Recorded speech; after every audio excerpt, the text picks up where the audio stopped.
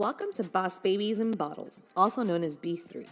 Hosted by me, Jessyca with a Y, where we talk about how to successfully run a business and capitalize on your strengths while joining motherhood, in my case, twin motherhood, and throwing some crazy shebangs along the way. So pop that bubbly or grab that glass of wine and get ready to unwind.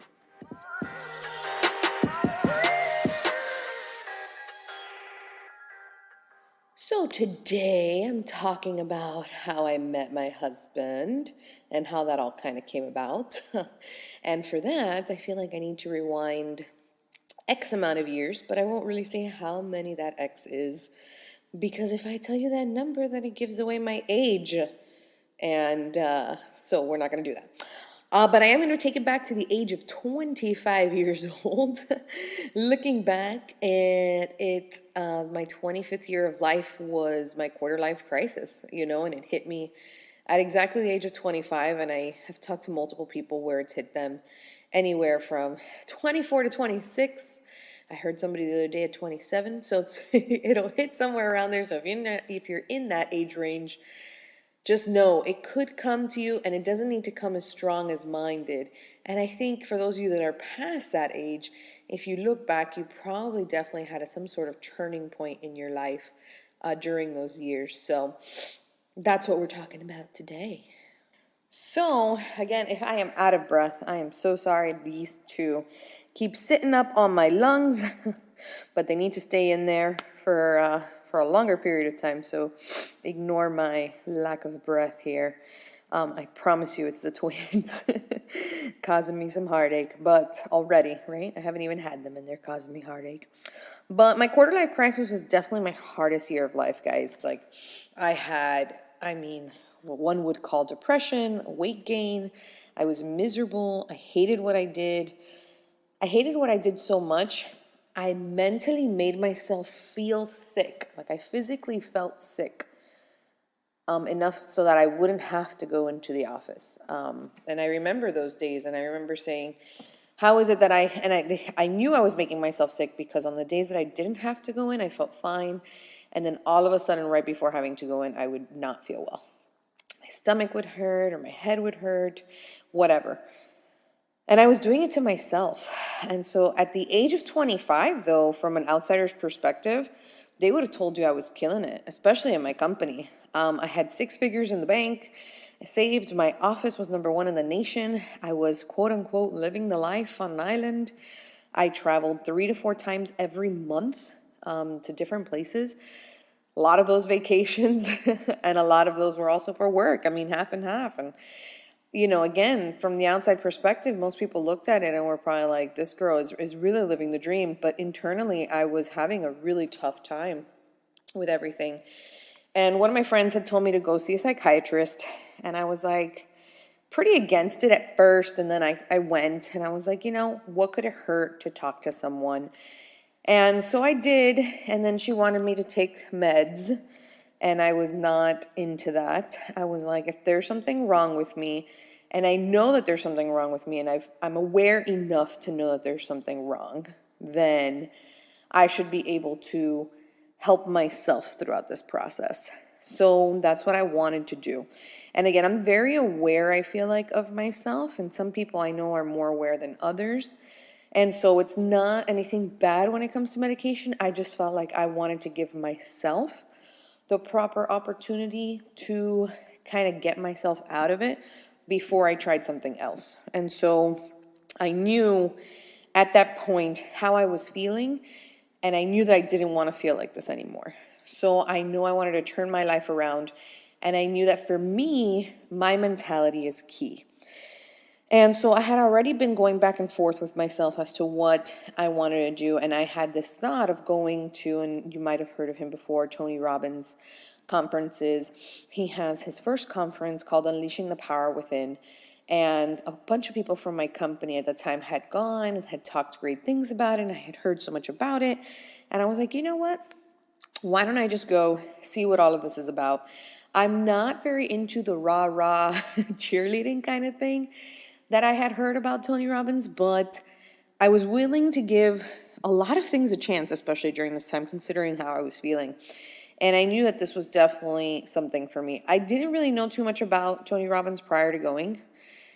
I knew what he was, I knew what he did, but I had never read any of his books, seen any of his videos, or anything like that.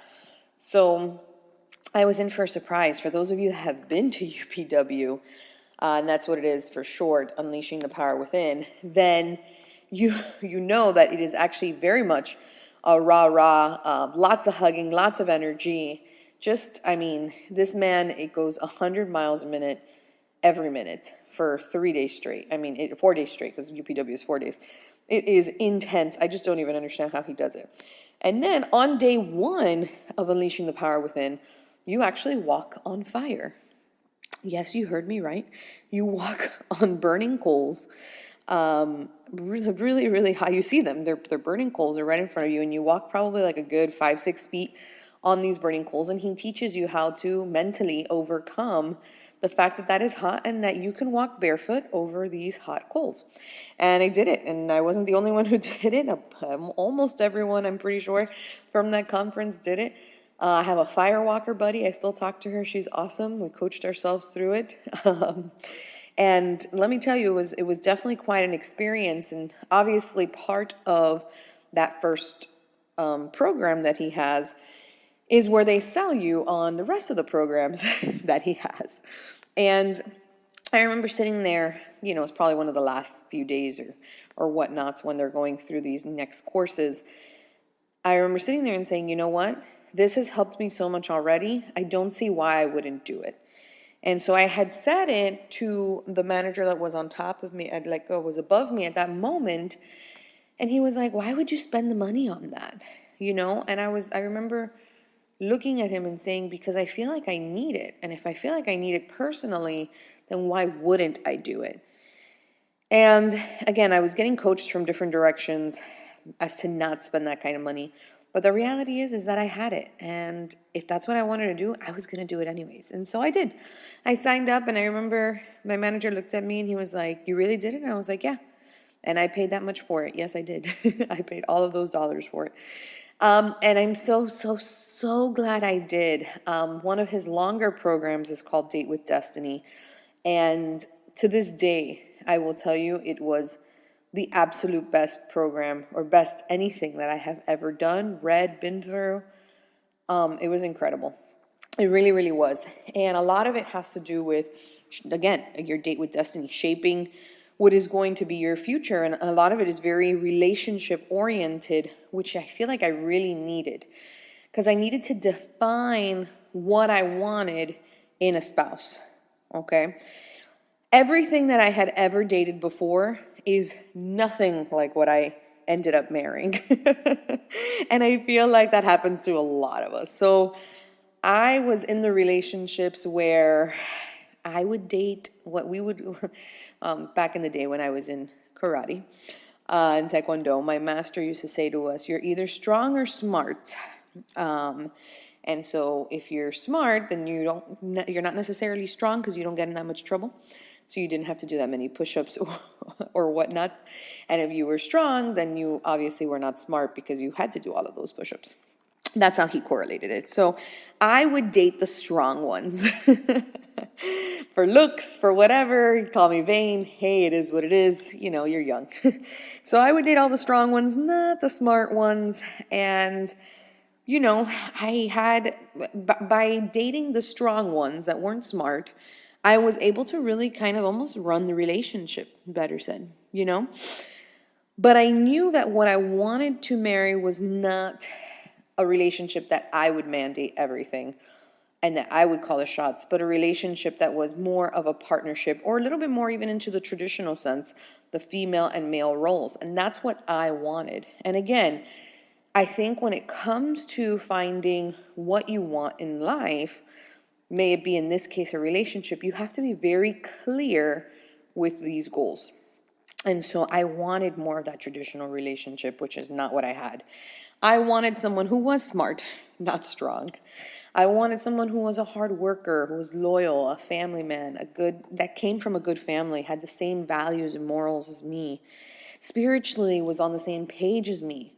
someone who was not intimidated by me, which was actually very hard because I had done so much in my life at that age that I felt like a lot of guys were very intimidated by that. And it was difficult, I felt like, in the dating world, because I kept telling myself, I'm like, well, they're just intimidated by me, by what I've done, by my accomplishments, by, how much money I've made, and all these different kinds of things. But at the end of the day, I wanted someone who was also going to push me. They didn't have to do what I had done, but someone who understood me, who would push me, and who was going to be there for me. And I really wanted someone, hopefully, and I was hoping, older than me as well, that I could, just kind of be up par with, because we all know that men tend to be a little bit slower than we are, right, ladies? But besides for that, so just that conference really helped me define what I wanted in a man, and what I wanted in my spouse and my forever spouse, right? So with that program and all the programs that I had bought also came a life coach, right? And I can't remember how many sessions it was with the life coach. And with my life coach, I walked through, what she did was hold me accountable to what I wanted. Because it's very easy that once you leave these conferences, you don't really put too much of it into practice. And so my life coach really kind of helped me keep myself accountable to what I had wanted. And at this point in time, by the time I did Date with Destiny, I had already moved back to Miami. So I did the Unleashing Power Within, the first one, while I was still living in Puerto Rico. And then I had moved back to Miami after not being here for almost 5 years. And I realized I didn't have as many friends and the same connections as I had before because, again, it had been 5 years. Everyone had their lives had moved on and changed. And so my life coach was like, well, you need to hang out, you need to go out, you need to go do things with people. And I was like, yeah, but I don't know, my friends it's different. It's a different kind of life right now, they're living a different life, I'm living a different life, and just things weren't matching up. And she was like, well, why don't you do online dating? And guys, online dating, I was like, really? Do I have to do that? And I'm sure some of you might feel the same way, although it's so much more acceptable now than it was back then. Even though I had already heard of so many people meeting on online dating, but it's so much more acceptable. So yes, I met my husband through online dating. It's not what I thought was going to happen ever in my life. And even still to this day, sometimes when we look at each other, we realize, how did we not meet before, right? And how did we meet on online dating? It just feels like we should have met naturally, organically. And we didn't, but it's okay because God has different intentions for different people. And so we met through this dating app called Coffee Meets Bagel. If you've ever watched Shark Tank, which is one of our favorite shows, happens to be, that's where I had heard about it originally. And it's actually where he had heard about it as well. He's obsessed with Shark Tank, my husband, David. And my friend, or my old, not my friend, he's my friend now, but my manager at the time, he had told me about how he had met his current girlfriend on Coffee Meets Bagel, which is also now his wife. So it's really funny, and I helped them get married. So Jeff and Heidi, shout out to you guys in Coffee Meets Bagel. So he told me about that. I had seen it on Shark Tank, and I was like, when my life coach brought up online dating, I was like, well, I'm not getting on any of these ratchet online dating sites. I just want to point out, I want to get on something that's very fino, as we like to call it in Spanish, very high end. So I don't think there's a dating site that's high end unless you pay for it. But this is Coffee Meets Bagel. I did not pay for it. But it was good because it wasn't overwhelming. It gave you one match a day. And so again, if you matched, great. And if you didn't, fine. You had to wait till the next day at noon to get your next match, So again, wasn't overwhelming in any sense. So I was probably on there for about 2 months before I met my husband. And during those 2 months, I talked, obviously, I don't even know how many gentlemen it was, but spoke to a couple different guys, of course, as you match up with them and whatnot. And I used to play a game with them called 20 Questions. That was my way to get to know them. But the way I would play 20 Questions was, if it was my turn to ask a question, then you had to answer first, but I also had to answer. So if I asked a question, I wasn't avoiding answering. I was just listening to your answer first.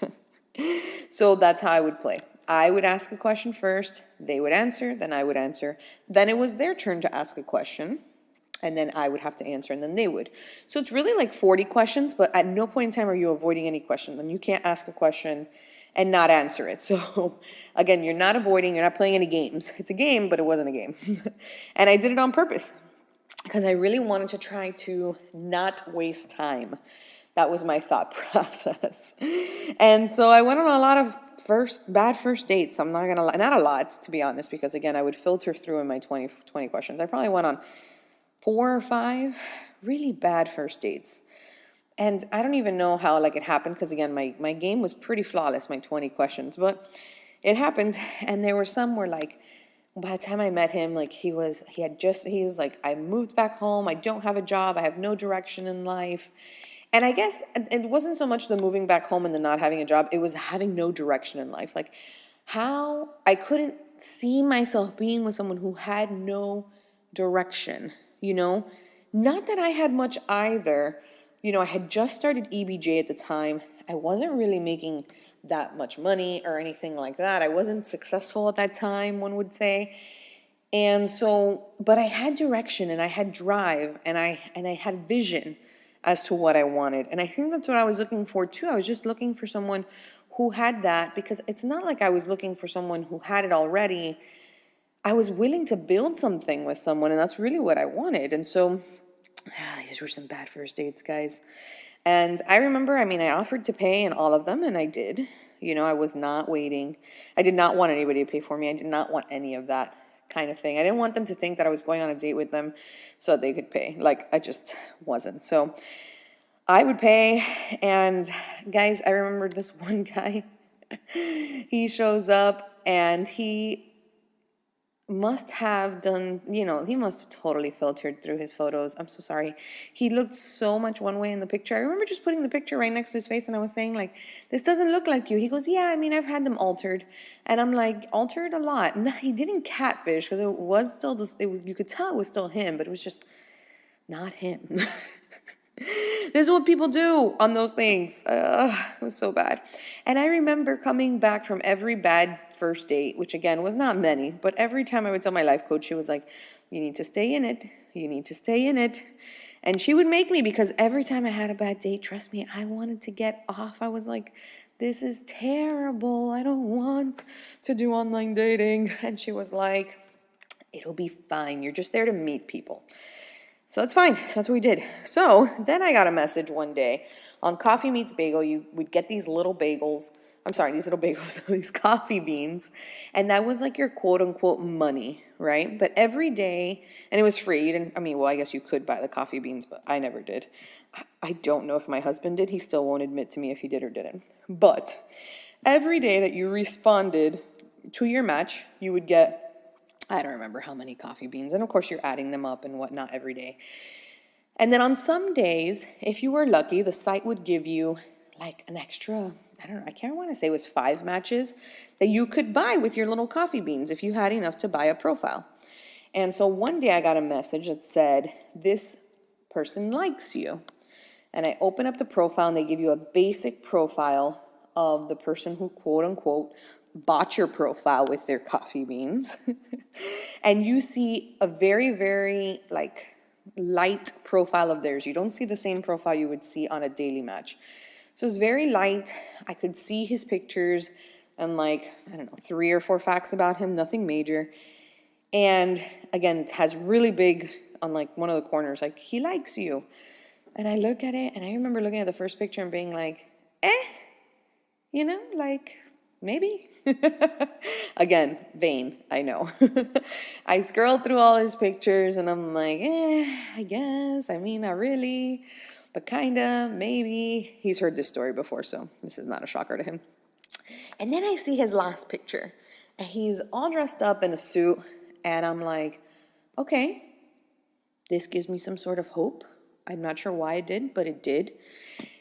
And, guys are not really good at taking pictures. Let's just start with that. This picture was not taken of him. There was he loves soccer. So one of his pictures was a selfie. The other one was him holding some sort of trophy from a soccer thing, which when he hears this, he's going to be upset because I think it was some sort of World Cup trophy of some God knows what from some World Cup that he went to of some country that he loves. I don't know. But there was that, and then I remember seeing this one of him in a suit, and somebody had taken it of him, and it wasn't very posed or anything. It was just a normal picture, and I remember looking at it and saying, "Wow, like, okay, this photo gives me hope." So I click back the yes that I like him too, and we start chatting, guys. And this was on a Monday, I want to say, if I remember correctly. And we did non-stop texting all these days. Monday, Tuesday, Wednesday. It was nonstop. I remember asking him, and again, I played the 20 questions game with him because I played it with everybody. And I remember asking him, don't you work? How do you have time to text me all day? And he's like, yeah, of course I'm working. He's like, I have a business partner though. His name's Cleaver. He'll be fine. And I was like, Cleaver? That's such an odd name. Sorry, Cleaver. Shout out to you. You know I love you. But, yeah, so we're talking nonstop, and I'm just like, okay, well, this is weird. And again, I had only ever done first dates with any of these guys, okay, that I had dated before through online dating. So Wednesday comes about, we texted again, all of Monday, Tuesday. Wednesday comes, he's like, hey, so are we going to meet up? And I'm like, all right, fine, let's meet up. He's like, all right, cool, when can you? And I'm like, and again, this is all through text, okay? Had not heard him yet. This is on Wednesday. And I was like, well, I'm open Thursday and Friday, and then Saturday and Sunday I have plans with my friends. Sorry. And we were going out on Saturday, and then we were going to the beach on Sunday. So I already had plans. And he's like, all right, cool. Well, let's do Thursday and Friday. And again, I already told you, I did not go on second dates with any of these guys. So when I have this one guy telling me, let's schedule 2 dates at one time, when I haven't even met you or heard you on the phone, I was like, X-nay on that. And my literal response to him was, I think we should see how Thursday goes first. And his response was like, it's going to go great. And if you know my husband, then you know that that's exactly what he would reply, because that's his overconfident self. And so on Thursday, we talked on the phone for the first time, and I was so relieved that he did not have an accent. He was born here in the United States, just like myself, but I was still very afraid that he would have an accent. He is a Colombian Ecuadorian background, his parents. So I was scared he was going to have an accent, guys. I'm not going to lie. And I wasn't sure how I was going to feel about it. But he doesn't. And so he passed that Thursday test before we even went on the date. And so it's Thursday, and he's like, where do you want to go? And I'm like, sushi. Where else does one go? So we go to this really cool, hip sushi place by my house called Raw. It has like a DJ and happy hour, and it's a lot of fun. And it's out there, so it's, there's a bunch of people there, so obviously public places is always what I wanted to meet at. And so we get there, it's our first date, guys, and I'm waiting out. I remember I had gone to karate right before, so we were meeting late because my karate classes were 7:30 to 8:30. So, and he had soccer that day too. So he was working out, and so was I. I remember going home and rushing to shower, wash my hair, do my makeup, get dressed, and get over to this date. I think we had said, I would hope 9:30, because I can't even imagine myself being ready by 9 if I finished class at 8:30. So I remember I just parked, and I was getting out of my car, and I called him, and I was like, hey, I'm here, where are you? He's like, oh, I'm pulling in. And I drove an Acura at the time. A little cute Acura that I loved. Her name was Lady Athena. Yes, LA for short. And I see this other Acura pulling in when he says, oh, I'm on my way, or I'm almost there. And I'm like, oh, cool, you drive an Acura? And he's like, no. And I'm like, oh, I'm sorry, that's just what pulled in now. And then right behind the Acura pulls in this super beat up Ford Explorer. When I say beat up, guys, I mean, I am not exaggerating. I could hear it from a mile away from how much it squeaked and made noises. And I was like, okay, we're not going to be vain, Jessica. We're just going to take it for what it is. He parks, he gets out. And mind you, I was already, I don't want to say into him, but I was relatively into him. Like we talked again nonstop all of these days, and I knew that there was definitely a connection there. So I was like, all right, we're going to ignore the car. It's not like I have a great car anyways, so it doesn't really matter. But that's what happened. And then we pull out, he comes out of the car, and he is wearing these nice shorts, but still shorts, soccer jersey, a nice soccer jersey, but again, still a soccer jersey, and flip-flops, my friends. Yes, you heard it right, flip-flops. And again, if you know, as a girl, we always dress up. I always dress up. I had gone all out. I had done my hair. I had done my makeup. I had put on a cute top. Was wearing jeans, but I was also wearing heels. Okay, I was wearing heels, all right? And he was wearing flip-flops, okay? I think I was too stunned to say anything to him at that time. I have to ask him. I highly doubt I did. I do say this story a lot because the reality is flip-flops, guys. Really? Flip-flops? Since then, we have upgraded his whole entire attire. So just as a disclaimer, I just want to point out all of his attire has officially been changed by myself, and he now knows how to dress. So that has all been updated, thank God. But anyways, we have a great time. It was happy hour at Raw, so we stay there until they close, until probably like 1 in the morning. I didn't even realize it was 1 until we looked around and we were both like, oh my God, they're closing. So we really had a really great time. Enough where I agreed on a second date to the next day, and he was very excited about that. And the second day we went somewhere a little bit nicer, and he actually got dressed up. He wore a long sleeve button down with actually nice pants, nice dress shoes. And I was dressed up, I'm sure, in a dress of heels and some sort of thing like that. It's Friday night, so we had a really great time. And then he was like, well, I want to see you tomorrow. And I was like, well, I already told you I have plans tomorrow. I'm going out with my friends. We're going out to the club. We're going out dancing. And he was like, oh, okay, all right. And I was like, in my head, I'm like, all right, I've already seen you 2 days in a row, dude. All right, got to give it a break now. So we're out that Saturday night, and I'm talking about him to someone in my group, my friend group, and he's texting me, and I was like, oh, yeah, like I'm here, blah. I didn't hide from him where I was, but I didn't realize he lived 10 minutes away. He's like, oh, I live right there. And I'm like, oh, yeah. And mind you, this was after a few drinks. I'm like, haha, yeah. Oh, you can just pass by, which I should never have said, but I did. And he was like, sure, yeah, of course. He comes and hangs out and meets all my friends. And I was just like, oh my God, like I just kind of sort of met you. It hasn't even been a week yet. But he hangs out with all my friends. We have a great time. I'm not even going to lie. And then the following day on Sunday, we go to the beach and we do not hang out. That was the only day we did not see each other, probably for weeks after that, which was super nice. On Monday, we went out. And I will tell you guys that when you know, you know. I know people say that. But like you just know. And I can't even put that feeling in any other kind of description for you guys. But you just kind of know. And I knew that it wasn't going to be perfect, and I knew that it was going to be work, but I just knew.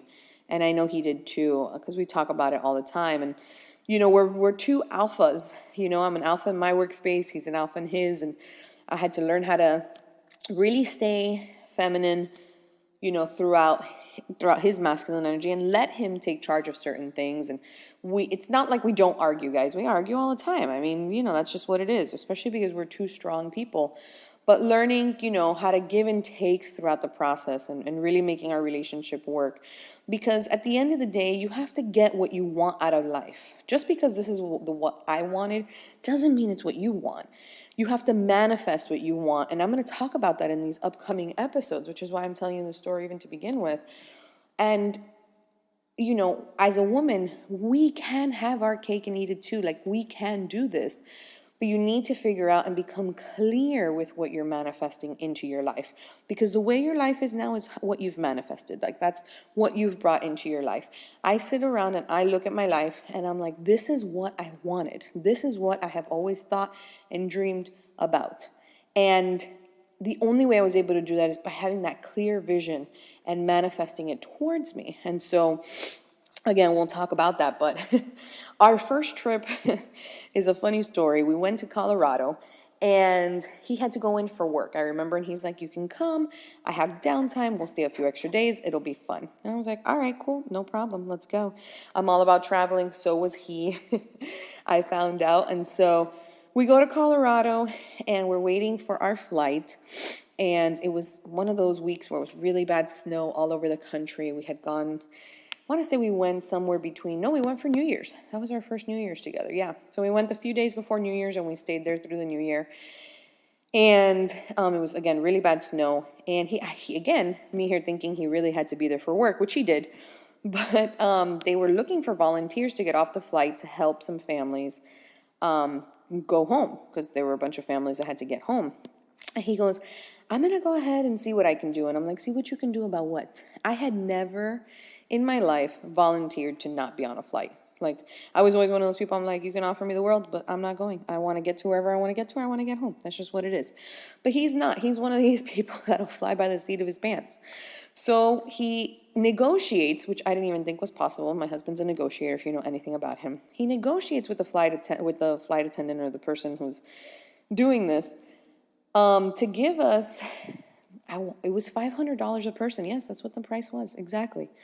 He negotiates. He gives up our seats, and we get $500 of credit, of flight credit with American Airlines, to give up our seats and go. I think it was like a few hours later. Like, we still got there on the same day that we were supposed to get there. How my husband does all these crazy things, I don't know. But if you know him, then you know that this is just what he does. He gets things done, and that's one of the things I love about him, that I never really have to worry, you know? And so it's really great. But at that moment, again, this is my first trip with him. My dad calls me. He's like, you guys are leaving, right? And I was like, well, I think David gave up our seats. And he's like, he did what? It was not a very good impression that my father had on my husband at the time. But we got $500 per person. And he looks at me. As he's getting this and doing this, he looks at me. He goes, didn't you want to go to Greece? And like, my heart melted. And I was like, yeah. And he's like, with this money now, we can get the flights probably, obviously, at a reduced rate of $500 each. And I was like, okay, yeah, we're going to Greece, baby.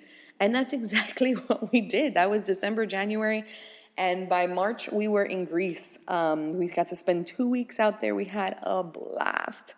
We had only been together like 6 months at that time. But we had so much fun, so much fun. We planned a really great trip. We got engaged December of 2016 and bought our home, our first townhome together, January 2017. And we were super excited. We bought pre-construction, so we had to wait for it to get done. And my lease was actually up before the house was done. So I had to move in with him and our dog. Well, our dog now, but she was my dog. Cosita Linda is her name. So I moved in with him and the dog to his tiny 600 square foot apartment on the water, which was beautiful, but it was 600 feet, guys, and we both worked from home.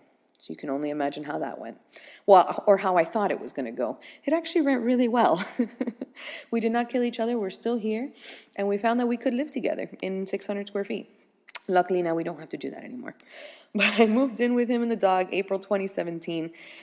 And we moved into our new home when his lease was done, about 2 months after that, in June 2017. And we married a few months after that, March 2018, which was just really great, and it was so nice. It is crazy to move and plan your wedding at the same time. I tell my couples all the time not to do that, but guess who did it? The wedding planner herself. But hey, it is what it is. We brought our new house, actually, a couple months back, March 2020, and we are now expecting our kids to be due June 2020, maybe May 2020. So it was crazy also to move and be pregnant with twins. So we don't do anything conventional around here. We do things pretty crazy. That's how my husband likes to keep it. Nice and fun. And I live my life very, I don't want to say completely planned, but kind of planned, and he lives his life completely opposite. So that's kind of how that works. But we've worked hard. We've saved a lot. We've made money moves, as we like to call it. And we continue to work really hard. And, you know, I said this in our vows, and we talked about it all the time, and we still do. Marriage, in our opinion, is really a choice.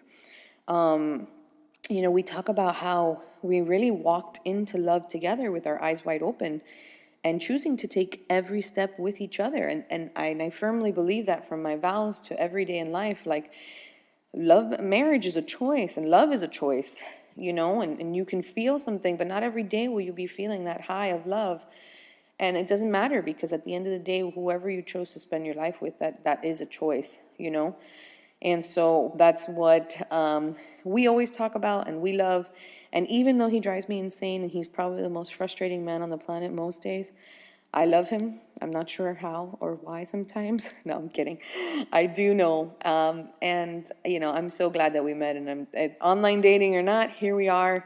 And here come our 2 babies and our family and just everything we've been able to do together. So I am super proud of us. I know he is too. And guys, first comes love, and then comes marriage.